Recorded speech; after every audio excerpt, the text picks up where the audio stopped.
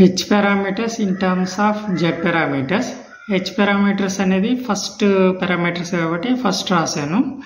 ఓకేనా. సో ఈ H parameters first రాసాం కాబట్టి ఇది క్వశ్చన్ మార్క్ అనమాట. దీన్నే మనం డిరైవ్ చేయాలి. అందువల్ల ఈ కాన్స్టెంట్గా ఉంటాయి, వేరీ అవ్వవు. ఓకేనా. జెడ్ పారామీటర్స్ అనేవి వేరీ అవుతాయి. అంటే ఈ రెండింటిని ఆధారం చేసుకుని హెచ్ పారామీటర్స్ని డిరైవ్ చేస్తాము.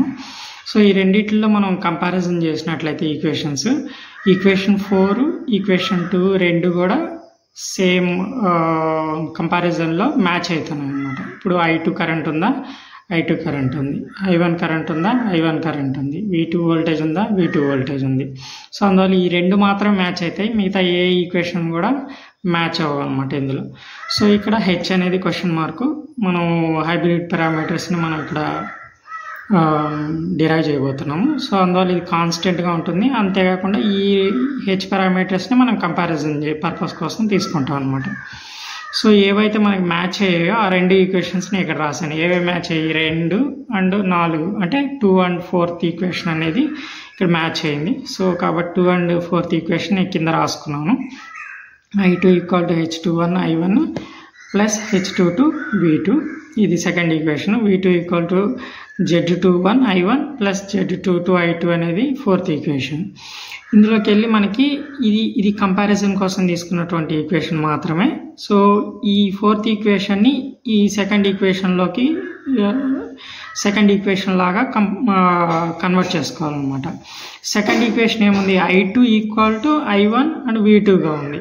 సో దీన్ని కూడా మనం ఏం చేయాలి అంటే I2లోకి కన్వర్ట్ చేసుకోవాలి. ఈ ఫోర్త్ ఈక్వేషన్ కూడా I2 అనేది ఇక్కడ ఉంది. సో కాబట్టి ఈ I2ని సైడ్కి రాసుకుంటే Z22 I2 అవుతుంది. దట్ ఈజ్ ఈక్వల్ టు ఈ V2 ఇది మొత్తం ఇటు సైడ్కి వస్తే మైనస్ Z12 I1 అవుతుంది.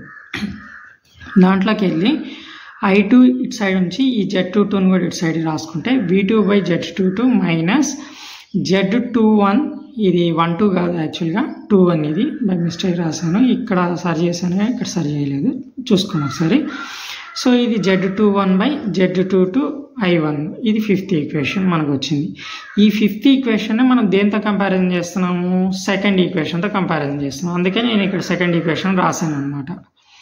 ఆ సెకండ్ ఈక్వేషన్తో కంపారిజన్ చేస్తే ఏమవుతుంది, I1 కామన్ కాబట్టి ఈ H21 ఏదైతే ఉందో దాని యొక్క కోఎఫిషియంట్ దీని యొక్క కోఎఫిషియంట్ కంపారిజన్ చేసుకుంటూ రాసుకుంటే H21 = Z21/Z22 వస్తుంది అనమాట. నెక్స్ట్ ఇక్కడ V2 ఉంది, ఇక్కడ V2 ఉంది. ఈ దీని యొక్క coefficients H22 = 1/Z22. Okay. Then next ఇప్పుడు ఆల్రెడీ మనము 2 and 4th ఈక్వేషన్ యూజ్ చేసేసాం. ఇంకేం ఈక్వేషన్ మిగిలి ఉన్నాయి, 1 and 3rd ఈక్వేషన్స్ మిగిలి ఉన్నాయి. ఇప్పుడు ఈ 1 and 3rd నుంచి రిమైనింగ్ 2 హెచ్ పారామీటర్స్ని డిరైవ్ చేస్తాం అనమాట. ఇప్పుడు ఫస్ట్ ఈక్వేషన్ వచ్చి V1 = H11 I1 plus H12 V2. ఇది ఫస్ట్ ఈక్వేషన్. ఇప్పుడు థర్డ్ ఈక్వేషన్ ఏంది, V1 = Z11 I1 plus Z12 I2. So ఇందులోని V1 ఉంది, ఇందులోని V1 ఉంది. ఇంకా దీనికి కన్వర్షన్ చేసేది ఏం లేదు. కాకపోతే ఇక్కడ I1 ఉంది, ఇక్కడ I1 ఉంది, కానీ ఇక్కడ V2 ఉంది, ఇక్కడ I2 ఉంది. కాబట్టి ఈ I2 వాల్యూ ఏదైతే మనం ఫైండ్ అవుట్ చేసామో, ఆల్రెడీ తీసుకున్నామో ఫిఫ్త్ ఈక్వేషన్లో, ఈ I2 వాల్యూ మొత్తాన్ని తీసుకొచ్చి ఇక్కడ సబ్స్టిట్యూట్ చేస్తాం అనమాట. Equation 5th substitute in equation number 3. అలా సబ్స్టిట్యూట్ చేస్తే మనకి ఇక్కడ V1 = Z11 I1 plus Z12 ఈ I2 ప్లేస్లో ఆ ఫిఫ్త్ ఈక్వేషన్ మొత్తాన్ని ఇక్కడ సబ్స్టిట్యూట్ చేస్తున్నాం. అప్పుడు ఏమవుతుంది, V2/Z22 minus Z21/Z22 I1. So దీంట్లోకి వెళ్ళి Z11 I1 ఇక్కడ Z12/Z22 × I1. ఇవి రెండు I1 కాబట్టి I1ని కామన్ తీసి ఈ రెండు ఈక్వేషన్స్ని బ్రాకెట్లో పెట్టాం. ఇప్పుడు మీ రిమైనింగ్ మిగిలినటువంటి Z12/Z22 V2 అని ఇక్కడ రాసాం. ఇది 6th ఈక్వేషన్ అనమాట. దీన్ని ఫస్ట్ ఈక్వేషన్తో కదా మనం కంపారిజన్ చేయాల్సిందే. ఆ ఫస్ట్ ఈక్వేషన్ కింద రాసుకున్నాం. So H11 I1 plus H12 V2. So I1 అనేటువంటిది ఇక్కడ I1 ఉంది, ఇక్కడ I1 ఉంది. సో వాటి యొక్క కోఎఫిషియంట్స్ తీసుకుంటే H11 = ఇది మొత్తం అనమాట, Z11 మైనస్ Z12 Z21/Z22.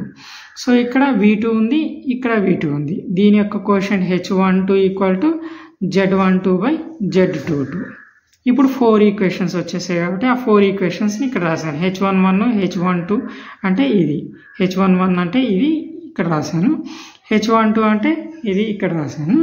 ఇక్కడ రిమైనింగ్ ఈక్వేషన్స్ ఏవైతే ఉన్నాయో అవి ఇంతకుముందు మనం తీసుకున్నటువంటి ఈక్వేషన్ H21 అండ్ H22 ఆ వాల్యూస్ ఇక్కడ రాస్తాం. -Z1/Z22 1/Z22.